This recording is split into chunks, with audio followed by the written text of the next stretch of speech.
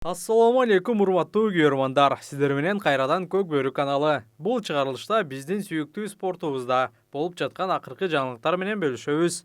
Көчмөндөр оюндарындагы көкпардын финалынан кийин казак кулакчылары кечирим сурагандын ордуна укмуштуудай камбек жараттык деп айтып жаткандыгы жанды кейтти.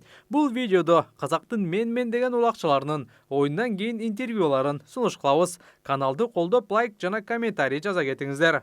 Казакстандын капитаны болгон Курманбек Турганбай оюндан кийин кандай болсо да жеңишти жууп алмакпыз дейт. Маекти толук көрүп ой калтырыңыздар.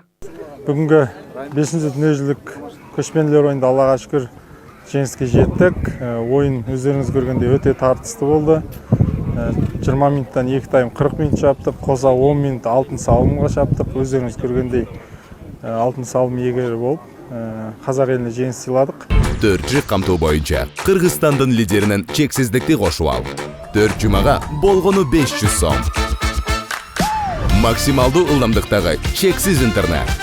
Акысыз мессенджерлер менен социалдык тармактар. Wi-Fi'ды акысыз таратуу. Чексиз чалуулар. Жогорку сапаттагы 200дөн ашуун телеканал. Этно медиа онлайн кинотеатрын акысыз көрүү. Мой О тиркемесинен же Остор дүкөндөрүнүн акысыз есим. Баарына чексиз. 4-дүниежүзүлүк көчмөндөр оюнда да дәл солай болгон. Турция элинде алтын салым салган болатым. Шүкүр Аллага. Оюн барысы өтө кызыктуу болду. Кыргыз бауырларыбызга көп рахмет. Осылай бизге жакшы оюн көрсөткөндөр үчүн, соперник болгондор үчүн. Эми бул жерде өзүмүздүн элимиздин, жеримиздин, халкыбыздын колдоонун аркасы катты сезилди. Жана баары айтып атыр го, 3-те 1 болгон кезде өтө корктук деп. Оган биз дайым болгонбуз. Кандай жагдай болмасын, жеңис жолуп аламыз деп. Сол максатыбызга жеттик. Биринчи таймга байланыштуу жанагы кыргыз бауырлар жеңип тургандан кийин катты эмоцияга берилип кетти ма, биздин бир палуан боктоп кетти. Сол себепти ол Улан агамыз ашууга бой алдырды. Өзүнүн жазасын алды жанагындай. Эч кандай бир бурмалоочулук ондай болгон жок. Олардын аттары, жекпе-жектери өтө мыкты. Согон байланыштуу өзүбүздүн тактикамызды койдук, көрдүңүздөр. Солай жеңиске жеттик. Кызыгы Курманбек Турганбайдын Инстаграмдагы катталуучуларынын саны 15600, биздин Манас Ниязовдукы 238000. Курамга кирбей калган улакчыларыбыз. Жада калса Курманбек Турганбайга караганда популярдуу. Бул деген Казакстанда көкпарды аз эле адам көрөт дегендин белгиси. Казакстан курамасынын дагы бир жылдыздуу делген оюнчусу Аблайхан Нышанбеков болсо, эмгек тердин аркасында жеңишке жеттик дейт. Маекти аягына чейин көрүп, комментарий жаза кетиңиздер. Көңүл-күй керемет, өтө жогары. Мындай сезимди сезинүү мүмкүн эмес.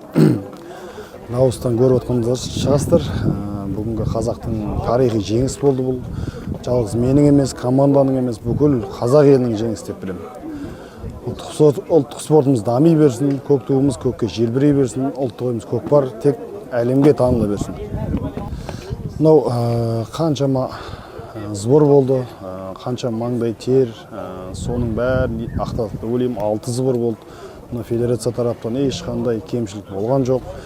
Ар ким өздеринче жанагыдай таңдаган аттары минди, канчама аттар минилмей да калды. Оның бәріне Аллага шүкүр деп ойлойм. Бәрі өздерine унаган аттарымен чапты. Осы еңбектің тердің арқасында тек жақсылыққа жеттік, жеңіске жеттік деп ойлойм. Халықтың қолдауына үлкен рахмет айтқым келеді. Бүгінгі ойында 2 салым салдым.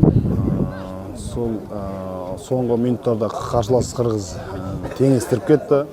Сонымен жаңағыдай алтын уақытқа капитан команда Курманбек өзінің голын салды, капитандығын дәлелдеп, сонымен жеңіске жеттік.